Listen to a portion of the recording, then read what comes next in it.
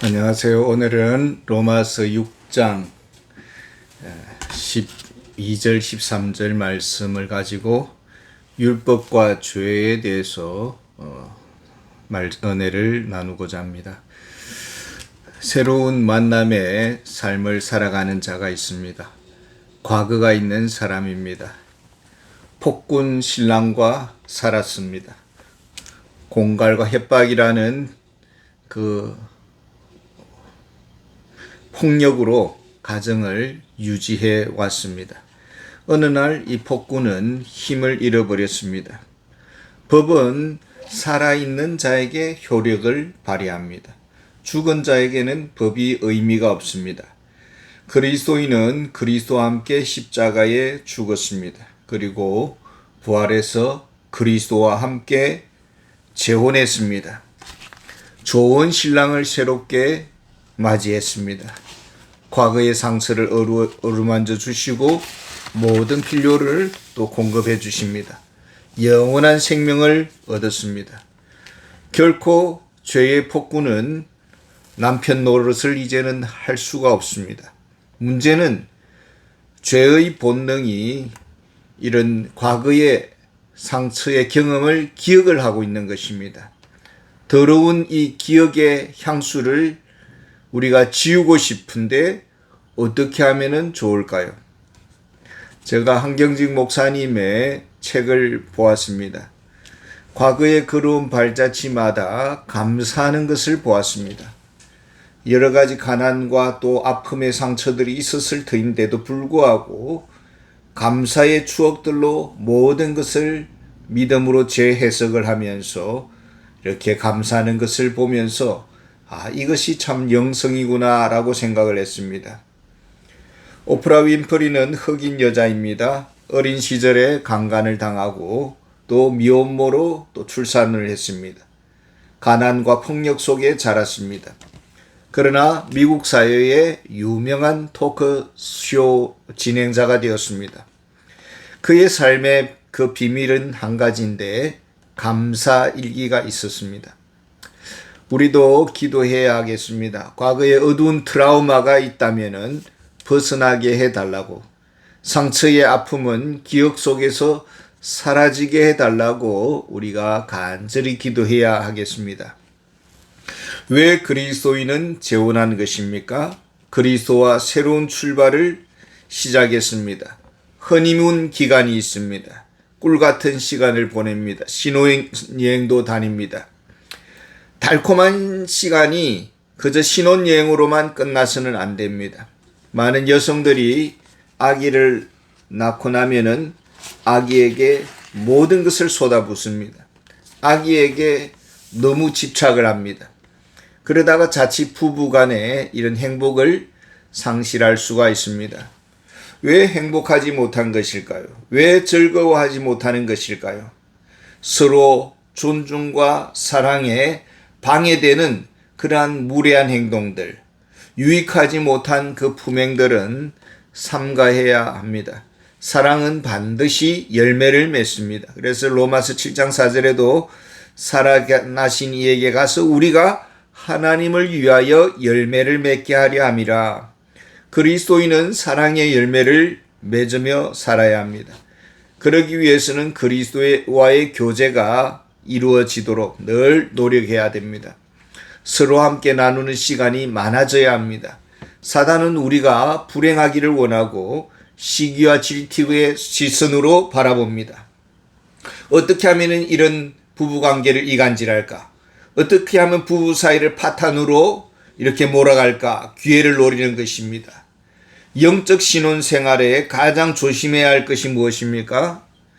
옛 신랑과의 삶은 끝났다라는 확실한 법적 관계를 인지해야 합니다. 이미 십자가에서 이런 과거의 옛 관계는 끝이 났다, 소멸되었다. 나는 과거의 옛 주인에게 빚진 것이 하나도 없다. 이 사실을 알아야 합니다. 로마서 7장 5절에 보면은 우리가 육신에 있을 때에는 율법으로 말미암는 죄의 정욕이 우리 지체 중에 역사여 우리로 사망을 위하여 열매를 맺게 하였더니 십자가에서 율법의 사형 집행서는 이렇게 소멸되었습니다. 더 이상 죄와는 아무런 관계가 없습니다. 문제는 사단은 우리 속에 있는 죄의 본성을 향해서 정죄의 불화살을 쏘아댑니다. 과거를 덜먹거리고 과거의 죄의 더러운 기억들을 덜추어내면서 여전히 자기 노예라고 그렇게 주장을 하려고 하는 것입니다. 이런 사단의 심리적 교란 작전을 우리는 인지해야 되고 그럴 때마다 십자가 앞에 예수 그리스도의 보혈의 셈 앞에 나아가서 이것을 물리쳐달라고 이렇게 구해야 하는 것입니다. 그리스도와 살아가는 우리들입니다. 우리의 삶의 힘의 근원은 무엇일까요? 로마서 7장 6절에 보면은 우리가 영의 새로운 것으로 섬길 것이요 이렇게 말합니다. 우리가 영의 새로운 것으로 섬길 것이요. 로마서 8장 9절에 보면 누구든지 그리스도의 영이 없으면 그리스도의 사람이 아니라. 그리스도인의 생존 방식은 성령 의존적이어야 합니다. 하나님 의존적인 삶이어야 됩니다. 그래서 데살로니가 전서 5장 17절에 보면은 쉬지 말고 기도하라. 이것이 그리스도인의 힘의 원천입니다. 에베소서 3장 16절에도 그의 성령으로 말미암아 너의 속사람을 능력으로 강건하게 하시오며, 그러니까 성령 충만함을 받아야 됩니다. 기도 생활이 무너지면은, 기도 생활이 실패하면은 모든 것이 삶이 무너지게 되어 있습니다. 하나님은 기도를 통해서 우리에게 힘과 능력을 주시기로 작정하였습니다. 그렇다면은 사단의 전략은 무엇일까요? 어떻게 하면은 그리스도인들을 종교인으로 길들일까라는 것입니다. 어떻게 하면은 짱구로 만들어서 머리는 많이 아는데 속 사람은 아주 다른 사람들을 사랑하지도 못하고 용서하지 못하는 위선적인 그리스도인으로 만들 수 있을까? 복음을 전하지도 못하고 오히려 복음을 부끄러워하는 무능한 그리스도인으로 전락시킬까? 그저 교회에 출석한 것을 자기 공로로 여기고 이렇게 가난한 백성처럼 만들 수 있을까? 이렇게 전략을 꾸미는 것입니다. 로마서 7장 7절에 보면은 율법으로 말미암지 않고는 내가 죄를 알지 못하였나니 곧 율법이 탐내지 말라 하지 아니하였더라면 내가 탐심을 알지 못하였으리라. 율법의 거울 앞에서 내면을 보아야 됩니다. 그 음성을 들어야 됩니다. 그런데 말씀을 볼 때 너무 피상적이고 수박 그닥길식으로 말씀을 접합니다.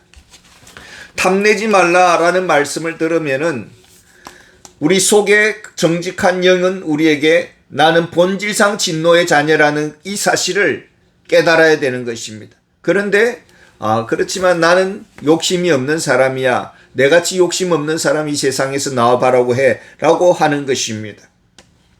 로마서 7장 8절 보면은 제가 기회를 타서 계명으로 말미암아 내 속에서 온갖 탐심을 이루었나니 이는 율법이 없으면 죄가 죽은 것임이라. 우리가 기도 없이 지식적인 성경 공부를 하고 이것을 다른 사람들에게 과시하고자 합니다. 성경을 많이 연구하고 자기를 과시하고 이 말씀이 자기의 도구가 되는 것이죠. 내가 이 말씀으로 변화를 받고 내가 순종하고 말씀을 정말 깨닫기를 갈망하는 그런 마음으로 성경을 기도하고 말씀을 보아야 됩니다. 더군다나 로마서 7장은 참 간절히 기도해야만 우리가 이렇게 하나님께서 깨닫게 해주셔야 되는 이런 내용들입니다. 그런데 너무 형식적입니다. 형식적으로 그저 통과 의례로 우리가 공부를 하고 또 말씀을 배우고자 하는 것이죠. 수많은 교회 안에서의 양육반들이 선한 열매를 맺지 못하는 이유가 무엇일까요? 하나의 수료 과정으로 사용했기 때문입니다. 이것을 사단은 노리고 있습니다. 로마서 7장 9절에 전에 죄를 깨닫지 못하였을 때는 내가 살았더니 계명 이름에 죄는 살아나고 나는 죽었도다. 십자가의 복음, 십자가 앞에 나의 죄인됨을 보아야 되고 성령 안에서 나의 죽음을 보아야 됩니다. 그런데 피상적인 태도가 습관화되었습니다. 명목상의 그리스도인으로 열매를 맺어가는 것입니다. 이것이 교회의 비극입니다. 로마서 7장 10절에 보면 생명에 이르게 할 그 계명이 내게 대하여 도리어 사망에 이르게 하는 것이 되었도다. 생명에 이르게 할 그 계명. 예수님은 누가복음 24장 44절에서 모세의 율법과 선지자의 글과 시편에 나를 가리켜 기록한 모든 것이 이루어져야 하리라. 우리가 예수님을 진정 만나기를 갈망합니까? 설교를 나의 어떤 언변에, 나의 어떤 출세의 과시적인 도구로 사용했다면 그것은 정말 실패자이고 하나님도 아십니다. 많은 이단들이 말씀을 능수능란하게 사용을 하려고 합니다. 그 목적은 교회를 파괴하는 데 있습니다. 그리스도를 만나지 못하고 사람들을 지옥으로 인도하는 것이죠. 그저 피상적인 말씀의 접근, 성령 안에서의 나의 변화, 이 진정성의 결핍이 사단의 덫이었다라는 것입니다. 로마서 7장 11절에 보면은 죄가 기회를 타서 계명으로 말미암아 나를 속이고 그것으로 나를 죽였는지라. 사단이 노리는 시간이, 타이밍이 설교 듣는 시간입니다. 말씀 듣는 자세가 평가하는 자세로, 비판하는 태도로, 그러다 보면 듣지를 못하는 것입니다. 그래서 설교 전에 반드시 기도하는 이유가 있습니다. 성령님께서 도와주셔야 되고 성령님께서 우리의 길을 열어주셔야 되는 것입니다. 유대인의 실패가 어디에 있을까요? 로마서 7장 12절에 보면 이루어 보건대 율법은 거룩하고 계명도 거룩하고 의로우며 선하도다. 성경 말씀을 통해서 하나님의 선하심을 맛보아야 되고 말씀의 셈 안에서 즐거움을 누려야 되는 것입니다. 그런데 유대인들은 율법을 소유했다는 그 자체로서 자족하고 만족하고 나는 거룩한 백성이라고 자랑했습니다. 한마디로 종교 생활을 신앙 생활로 착각을 했다라는 것입니다. 어느 은퇴하신 목사님이 이제 다른 교회 예배를 참석해 보았습니다. 그런데 늘 설교를 하시던 분이니까 설교가 귀에 들리지 않는 것입니다. 왜 그럴까요? 설교를 판단하고 있더라라는 것입니다. 그래서 말씀이 들리지 않더라라는 것입니다. 우리가 이 말씀 듣는 시간은 내 인생의 주인이신 그리스도께서 내게 친히 주시는 그런 시간, 말씀의 시간이다라고 우리가 들어야 되는 것입니다. 겸손하게 말씀에 경청해야 됩니다. 누가 참된 그리스도인입니까? 누가 그리스도와 연합한 성도입니까? 누가 진정 그리스도를 주인으로 모신 자입니까?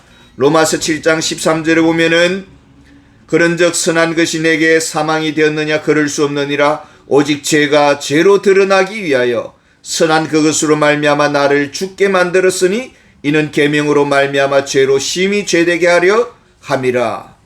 성령 안에서 말씀 앞으로 나와야 되는 것입니다. 성령께서 말씀을 깨닫도록 도와주시기를 우리는 간구해야 합니다. 사도 바울은 자신이 잘났다고 생각했습니다. 내같이 경건한 사람이 이 세상에 또 어디 있느냐라고 자만했습니다. 그런데 다메섹 도상에서 부활하신 예수님을 만나게 되고 십자가에 못 박은 그 예수는 부활하신 하나님의 아들이었구나라는 것을 깨닫게 되었습니다. 아차, 이제 나는 죽었구나. 나는 100번 1000번 다시 태어나도 예수를 죽인 죄인이요 개수구나라는 것을 깨달았습니다. 하나님 앞에서 경건의 모양은 가지고 있었지만은 죄가 죄인 줄 알지 못했다라는 것입니다. 그저 살인하지 아니하고 그저 간음하지 않으면 잘한 것으로 생각을 했습니다. 하나님 앞에서 신령과 진정으로 예배를 드리는 것이 무엇인지조차 모르고 있었고 기도를 쉬는 것은 죄라는 사실도 모르고 있었습니다. 그저 종교적인 모양으로 경건의 모양이 전부라고 생각을 했다라는 것입니다. 우리는 간구해야 합니다. 나의 껍데기를 벗겨주시고 나의 위선의 탈을 벗겨주시고 나의 거만과 하나님을 무시하는 죄를 죄로 알 수 있게 해달라고 간구해야 합니다. 예배 시간에 헛된 생각을 하는 것을 죄인 줄도 모르고 생각의 나래를 펴는 것입니다. 코람되어 하나님 앞에서의 이 진정성이, 영적 진정성이 우리 안에서 회복되기를 원합니다. 감사합니다.